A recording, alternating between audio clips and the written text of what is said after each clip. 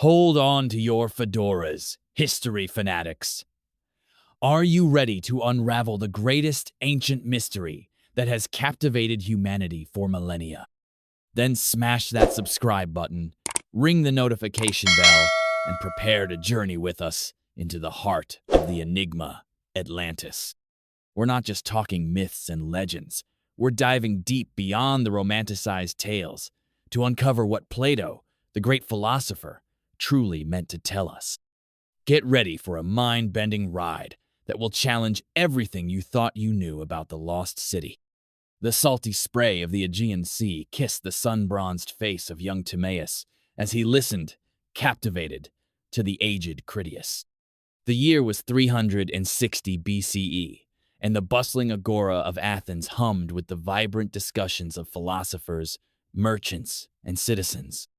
But for Timaeus and a small, select group, the real buzz centered on a tale so extraordinary, it transcended the everyday. Critias, a descendant of Solon, the revered Athenian lawgiver, spoke of an island, larger than Libya and Asia combined, teeming with unparalleled wealth and advanced civilization. Its name? Atlantis. Critias, his voice a low, resonant rumble, painted a picture not of a fantastical utopia, but of a meticulously ordered society, built by Poseidon himself, where engineering marvels flowed alongside abundant natural resources.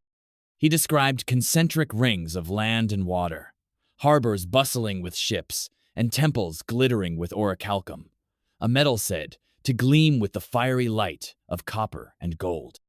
This wasn't a poet's whimsy. Critias insisted it was a factual account, relayed to Solon by Egyptian priests, who themselves possessed records stretching back thousands of years before the Trojan War.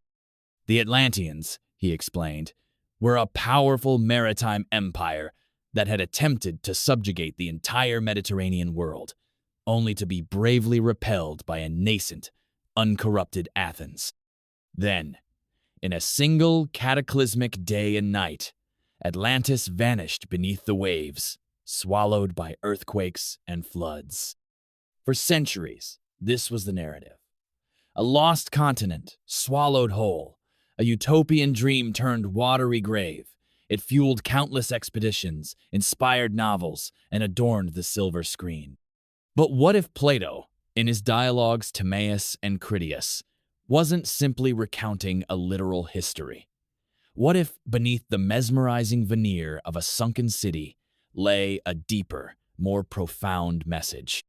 This is where our journey truly begins. A descent into the intellectual currents of ancient Greece, a search for the bedrock of truth beneath the shimmering surface of myth. Consider the context.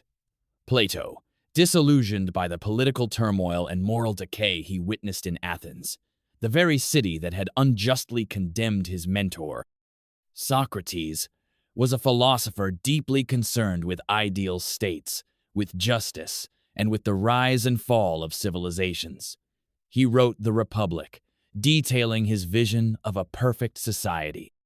It begs the question, why then would he suddenly shift to a seemingly historical account of a distant, lost empire? The first twist in our narrative emerges from the very source Critias cites, the Egyptian priests. Plato emphasizes their immense antiquity and their superior knowledge of past events, particularly concerning the great floods and destructions that periodically reset human civilization. Yet, Egypt, a land of meticulous record-keeping and monumental inscriptions, has yielded no definitive archaeological evidence of a vast, technologically advanced Atlantean empire. No sunken city, no orichalcum temples, no battle scars from a war with ancient Athens. This absence, rather than disproving Atlantis, serves as our first clue to Plato's true intention. Imagine for a moment the intellectual landscape of ancient Greece. They were not modern historians, meticulously cross-referencing sources and seeking empirical proof. They were storytellers, philosophers, and moralists. Plato, a master of allegorical narrative, often used myths and fictional constructs to convey complex philosophical ideas. Think of his allegory of the cave, a powerful metaphor for human perception and enlightenment. Could Atlantis be another such allegory? The narrative of Atlantis, presented as historical fact by Critias, takes on a new dimension when viewed through the lens of Plato's philosophical concerns. The Atlanteans, initially noble and virtuous, descended into avarice and imperial ambition. Their downfall, according to Critias, was a divine punishment for their moral corruption. This echoes a central Platonic theme, the inevitable decline of even the most prosperous societies when virtue erodes. Plato was deeply concerned with the dangers of unchecked power, the temptations of wealth, and the fragility of justice. The story of Atlantis, then, becomes a cautionary tale, a grand-scale illustration of these principles. But the story isn't just about moral decline. It's also about a subtle, perhaps even brilliant, redirection. Critias recounts how the Atlanteans attacked the truly existing ancient Athens, which, unlike the corrupt Atlantis, was a virtuous and democratic state, embodying Plato's ideals. This ancient Athens is never fully described, yet its virtue is held up in stark contrast to the Atlantean hubris. Could Plato have been subtly, yet powerfully, presenting an idealized version of Athens' past, a golden age, before its own perceived decline, as a counterpoint to the decadent Atlantis? This is where the story gets even more intriguing. Consider the dates. The war with Atlantis is said to have occurred 9,000 years before Solon's time, around 9,600 BCE. This date is remarkably close to the end of the last ice age, a period of dramatic climate change, rising sea levels, and catastrophic floods. Could Plato have been drawing on a collective human memory of these real geological events, weaving them into a narrative to give it a semblance of historical truth, while simultaneously imbuing it with philosophical meaning? This is where the mystery and true crime elements truly begin to unravel. What if Plato wasn't detailing a single, cataclysmic event, but rather a more generalized, long-forgotten series of natural disasters that shaped early human civilizations? The idea of a great flood is a recurring motif in numerous ancient cultures, from Mesopotamia to indigenous American tribes. Plato, a keen observer of the world around him, would have been aware of such traditions. By placing Atlantis in this deep past, linked to a massive geological upheaval, he lent it a veneer of authenticity, while leaving it just distant enough to prevent direct contradiction by his contemporaries. And here's the biggest twist of all, the one that leaves audiences dazed, wowed, and thinking, what if Atlantis isn't a place at all, but rather a concept? A philosophical construct, a thought experiment designed to illustrate the cyclical nature of history, the rise and fall of civilizations, and the enduring power of virtue over vice. Imagine Plato sitting in his academy, pondering the fate of his beloved Athens. He saw its past glories, its present struggles, and its potential for future decay.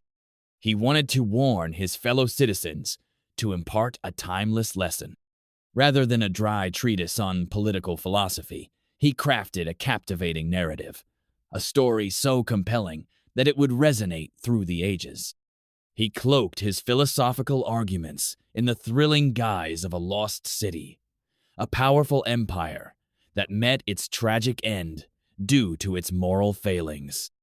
The vivid cinematic descriptions of Atlantis, the canals, the bridges, the temples, the vibrant colors, serve to fully immerse the listener, to make the philosophical lesson not merely abstract, but tangible and unforgettable. The orichalcum, shining with its mysterious glow, becomes a symbol of the Atlanteans' initial divine connection, a connection they ultimately squandered through their greed. The masterful pacing of Plato's account, building suspense with each detail of Atlantean grandeur before culminating in their swift and sudden destruction, is a testament to his storytelling prowess. It's designed to create emotional resonance, to make the listener feel the weight of their hubris and the inevitability of their downfall. The poetic language, though translated from ancient Greek, still shines through, elevating the narrative beyond a mere historical report to a work of profound artistry. So, what did Plato really mean to tell us? He wasn't necessarily providing a geographical location for a lost continent. He was offering a timeless warning, a philosophical allegory dressed in the thrilling attire of a historical epic. He used the concept of Atlantis as a mirror, reflecting humanity's perpetual struggle between virtue and corruption, between collective good and individual ambition. He was telling us that even the most advanced and powerful societies are ultimately vulnerable to the erosion of their moral compass.